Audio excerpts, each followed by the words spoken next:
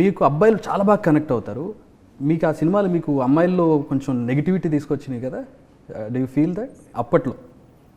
అది again that is also because of the subject.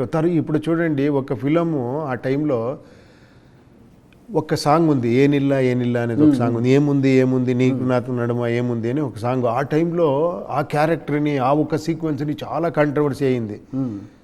నేను at least ఈ సాంగ్ని అర్థం చేసుకుంటే అన్నీ ఉంది ఆ సాంగ్లో అని నాకు.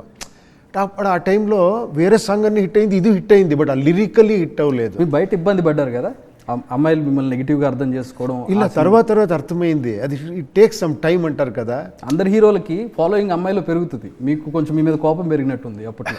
ఉపేంద్ర నిజమే కదా? లేదు, అది అలాగే ఒక ఇది స్టార్ట్ అయింది, ఒక పబ్లిసిటీ కూడా, ఎవరు చూడకూడదు ఈ ఫిల్మ్ని, వీళ్ళు చూడకూడదు, కొంచెం హెవీగా ఉంటుంది అని. అదేమంటే కొంచెం ఆ మ్యాటర్ కొంచెం హెవీగా ఉంటుంది అంతే. ఇప్పుడు 24 years తర్వాత అది పెద్ద వైరల్ అయింది ఆ సాంగ్, మిలియన్స్ లాగా వెళ్ళిపోయింది ఆ సాంగ్. మీ సినిమాలో ఒక పాట ఉంటుంది సార్, అది నా గుండె పగిలింది.